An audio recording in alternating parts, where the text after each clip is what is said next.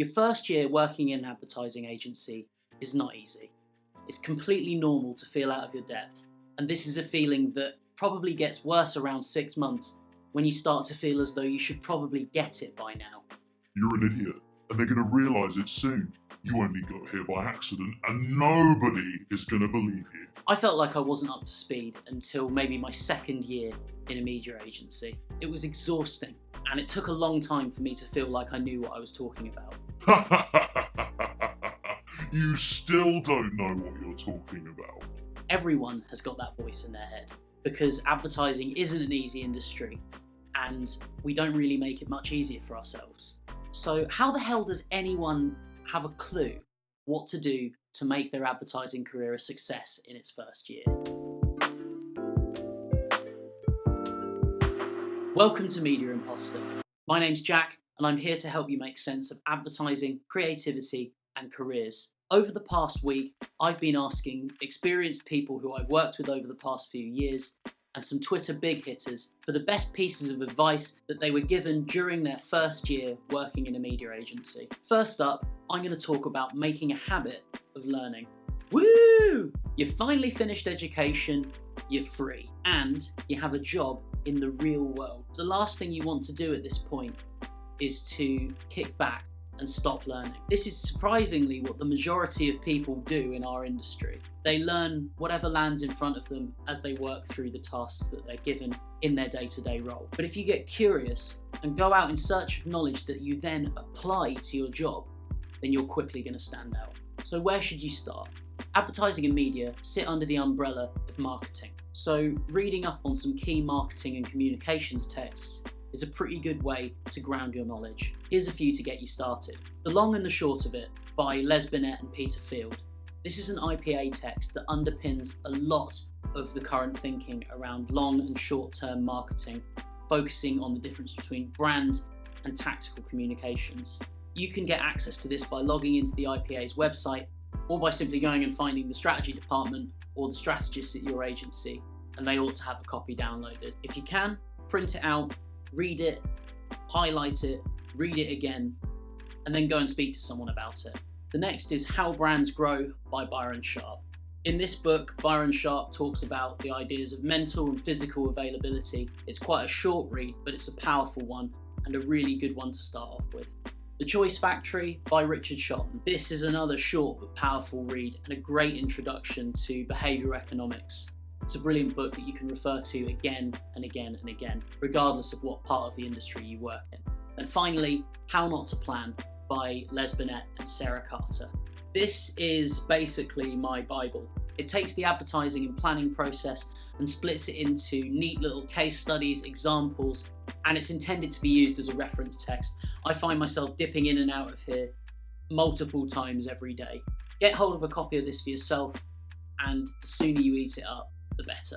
I could probably do a whole video dedicated to the books you should read and why, but those texts are a really good place to start. The next place you can farm for knowledge is the industry bodies. Each media channel has its own industry body that promotes why it's so useful from an advertising perspective. Their websites are brilliant resources because they commission research papers and studies that you can steal and use to make your own decisions or include within your own work, or simply to understand what you do properly. Next up, it's an area of advice that seems blindingly obvious, yet so many people still manage to miss this. And that's the importance of building real relationships, or more simply put, speaking to people in person and not being a dick. To be honest with you, I think this probably applies to most lines of work, but it's especially important within an agency environment. Take a media agency, for example. In the process of putting together an advertising campaign, there are so many different people involved with the process. You've got clients, media planners, strategists, senior management, channel specialists like TV planners or buyers, digital planners or buyers for every single channel, research specialists, media owners, the creative agency, the PR agency. The list literally goes on forever. You're part of a web of different people who all have loads on. They're all busy with things other than what you need them to do. But you have a secret weapon up your sleeve. They like you. Why do they like you?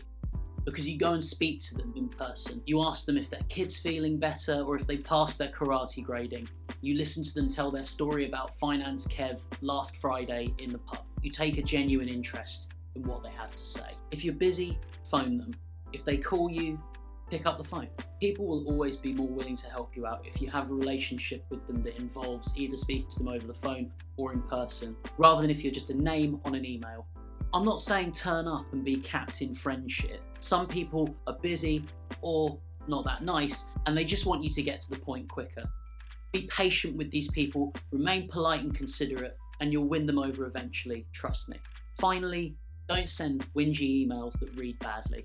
No one has ever read an irritated email and gone, "Oh, actually, I think maybe I was in the wrong." They just think, well, fuck you. If you've got a problem, go and talk it out, because people are much nicer in person than they are over email. Remember, when you first start, it's really easy to hide behind emails. Don't do it. Strap on your big brave shoes and go and speak to people in person. The third area we're going to unpack is senior support. And I don't mean stair lifts, I mean getting support from people in your agency with more experience and power than you. Really, this can be split into 3 areas. The first is ask for advice, the second is find yourself a mentor, and the third is make your boss look good. Let's start with asking for advice. People love imparting their wisdom, particularly when it's something that they're an authority on, and there's a genuine interest when you ask. Don't ask people when they're super busy, but pick your moment. Unless someone's a total prick, they'll be happy to impart their wisdom on you and probably be flattered that you've asked. Finding a mentor. This is someone who isn't your boss, who's more senior than you or has more experience than you. They're someone who'll be able to give you advice on your career and who you can turn to when you have a problem. Lots of agencies have mentoring programs, so email HR and ask if there's a way of being set up. But if you follow the first piece of advice about asking other people for advice, then you'll probably find that you can build mentor type relationships yourself. Then of course, prioritizing your boss's work and making them look good. This was kindly offered by Grumpy Media Agency Guy. You can follow him on Twitter by following the link in the description. This is also advice I was given in my first year, and it stood me in good stead. By prioritizing the work that your boss asks you to do and getting it done quickly and accurately, you'll quickly earn a reputation for yourself as someone who gets stuff done. Ultimately, your boss decides your progression within the agency, what your reputation is amongst the people in power at the agency, and perhaps most importantly, how much you get paid. So while I'm not suggesting that you brown nose or lick boot, because that would just swing things the other way and come off a bit weird, it is important that you make them look good.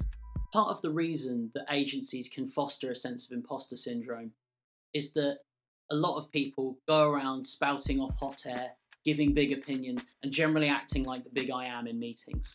Media Twitter heavyweight Amy Keane, who you can follow in the description below, offered this brilliant gem of advice. Focus on your work, not on meetings, and then talk about your work. I love this because it's so simple. Chances are that at the start of your career, the work that you do will go under the radar of most people outside of your immediate boss or team. But when you're given things to do like competitor analysis or audience work, really think about it and how you can do it to the best of your ability beyond the way that you were just told to do it. Once you've nailed it, share what you found with your team. Make sure that everyone knows what a good job you're doing. Telling people about work you've actually done isn't blowing your own trumpet, it's sharing knowledge. But if you go around being a loudmouth and not really delivering, well, just don't do that. My final piece of advice is to stick your hand up when opportunities arise. In an agency, there's always opportunities to help out on different projects or pitches. If you stick your hand up and get involved, it'll expose you to new people, new teams, and potentially new opportunities for your career. You'll learn loads, and as I've mentioned before, this is one of the most important things at the start of your career. Learn as much as you can from as many different people as you can, and volunteering to help out is a great way of doing this. Finally, if you think about your personal perception within the agency, being seen as someone who's not afraid to muck in and help out and is enthusiastic about it is a really, really good thing. I had to cut so many different pieces of advice that I was given out of this video to avoid it being about 5 hours long. But I think the nuggets that I've collected and shared with you today are really key and will go a long way towards alleviating some of that fear that comes from the confusion that you get within your first year in an agency. So remember, stop hiding behind email. Go and find people and speak to them in person. Get to know them and build a relationship. Read up on your discipline and make a habit out of learning. And then when you learn things, go and speak to your mentor about them. What other pieces of advice would you suggest? Is there anything that you've been told that you found has been really useful? Is there something that you specifically remember for when you started? Drop it in the comments below and share the knowledge. If you've not subscribed yet, subscribe today and become one of the imposters with me. Thanks for watching. We've got this.